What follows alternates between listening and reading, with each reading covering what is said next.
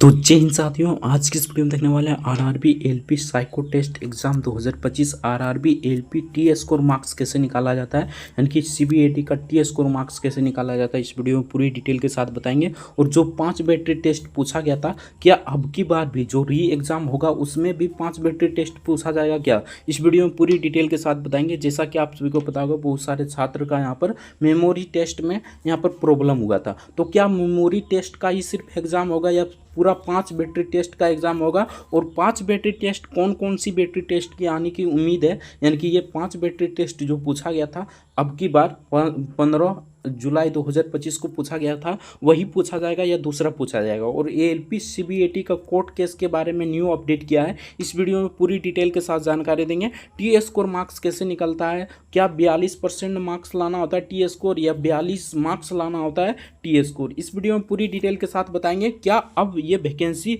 प्रक्रिया भी रुक जाएगी क्या, जैसा कि ग्रुप डी का वैकेंसी आप सभी को पता होगा, यानी कि रोक दिया गया है, यानी कि स्टे लगा दिया गया है। तो क्या एएलपी वैकेंसी पर भी स्टे लगा दिया जाएगा क्या, इस वीडियो में पूरी डिटेल के साथ बताएंगे। सारा डाउट क्लियर हो जाएगा, इसलिए वीडियो को शुरू से लेकर एंड तक जरूर देखिएगा।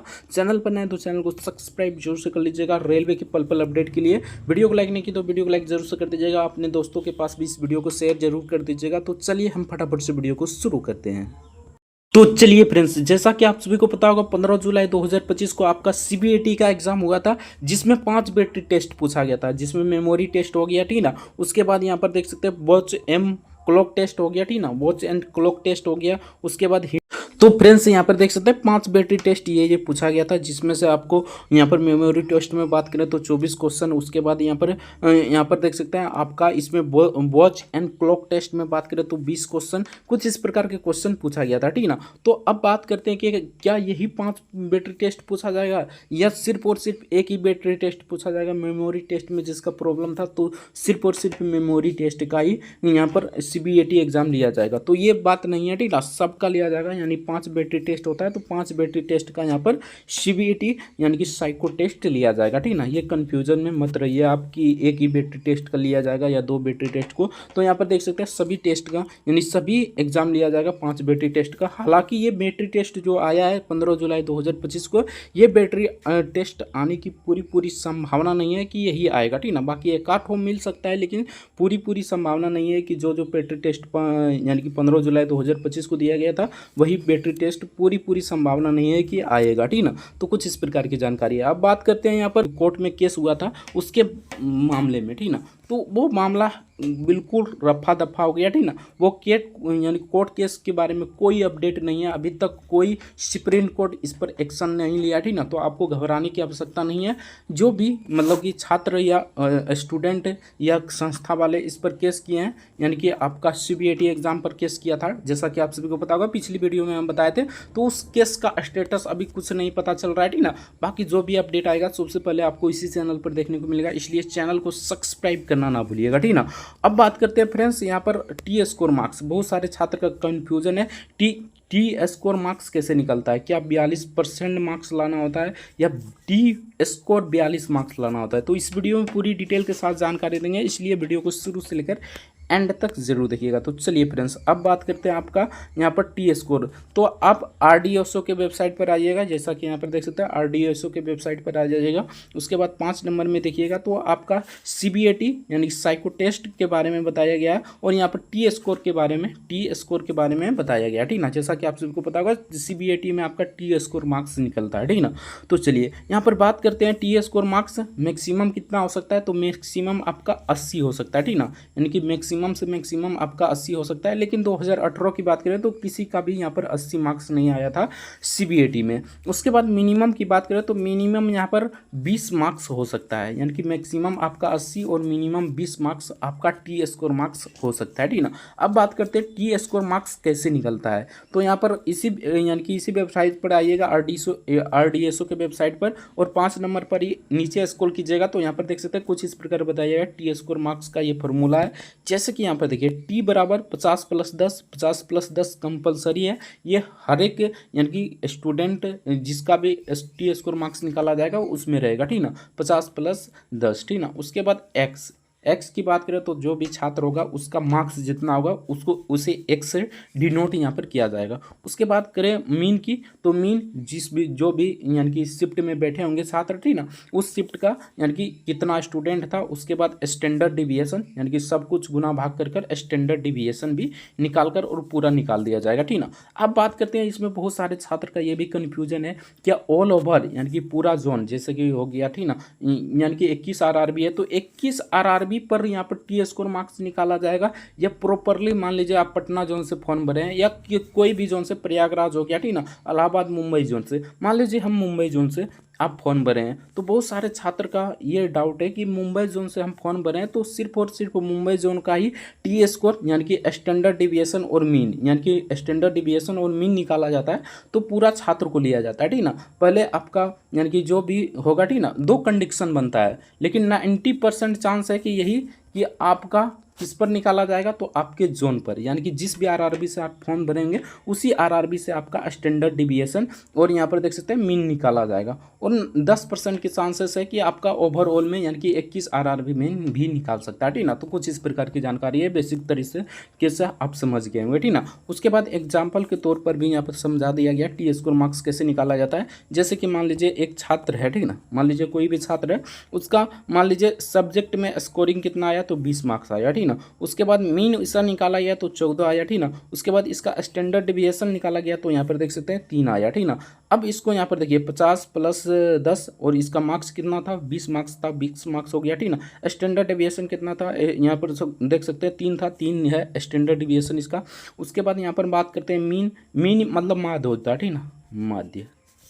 मीन मतलब क्या होता है, माध्य होता है, तो ये आप जानते होंगे, माध्य निकालने हैं तो आप जानते ही होंगे, ठीक ना। नहीं टोटल स्टूडेंट और यहाँ पर जितना स्टूडेंट रहेगा उसका नीचे में बटा कर देगा, ठीक ना। मान लीजिए टोटल स्टूडेंट मान लीजिए 2 है, 3 है, +4 है, इस प्रकार कर देगा। और जितना छात्र रहेगा, मान लीजिए 5 छात्र है तो 5 नीचे लिख देगा। उसके बाद इसका माध्य निकाल लिया जाएगा, ठीक ना। उसके बाद स्टैंडर्ड डिविएशन निकाला जाता है। यहाँ पर देख सकते हैं इसका माध्य कितना है, तो माध्य है यानी कि मीन है 14, स्टैंडर्ड डिविएशन 3, इसको निकाला गया तो इसका कितना मार्क्स आया, रियल में इसका मार्क्स देख सकते हैं 20 मार्क्स आया, लेकिन स्टैंडर्ड डिविएशन उसके बाद मीन निकाला गया तो कितना मार्क्स आ रहा है, तो इसका 70 मार्क्स।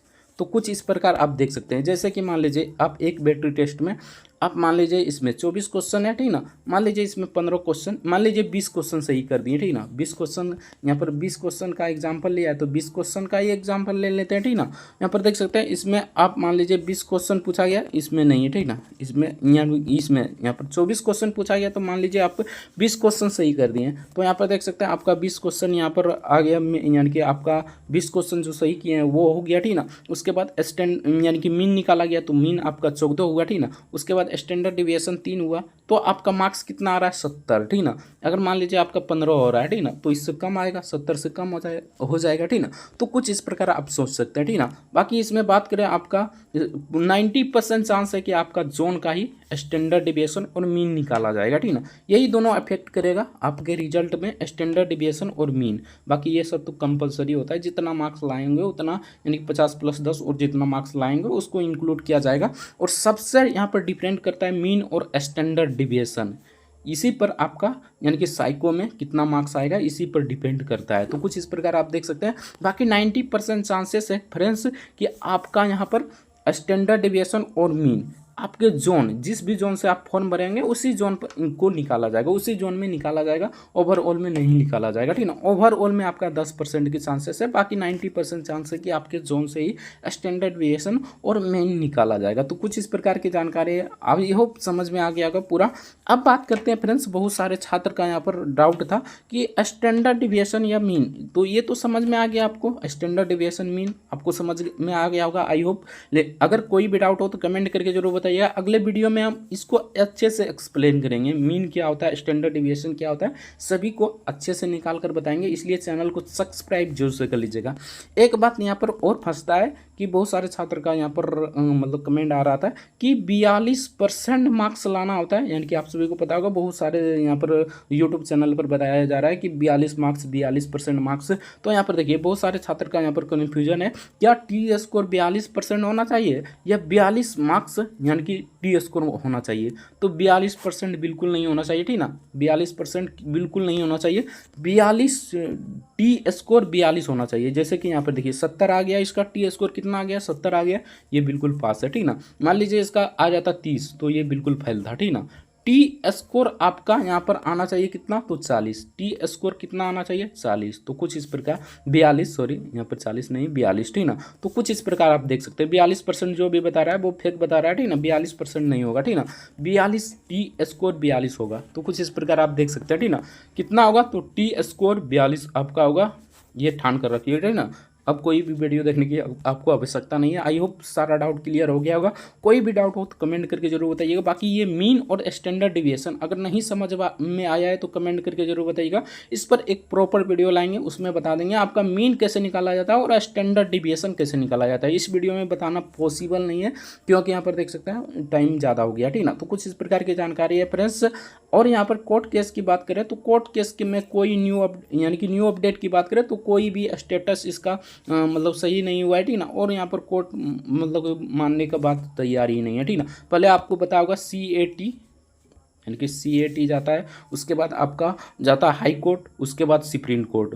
यहाँ पर CAT में भी नहीं सुना गया, हाई कोर्ट में भी नहीं सुना गया और सुप्रीम कोर्ट जाया फ्रेंड्स। यहाँ पर सुप्रीम कोर्ट गया तो यहाँ पर स्टेटस ही कुछ नहीं दिखाई दे रहा, ठीक ना। बाकी इससे रिलेटेड कोई भी अपडेट आता है तो सबसे पहले आपको इसी चैनल पर देखने को मिलेगा। चैनल को सब्सक्राइब जरूर कर लीजिएगा। मिलता है नेक्स्ट वीडियो में किसी नेक्स्ट टॉपिक के साथ, तब तक के लिए जय हिंद, जय भारत, वंदे मातरम। वीडियो देखने के लिए आपका बहुत बहुत धन्यवाद।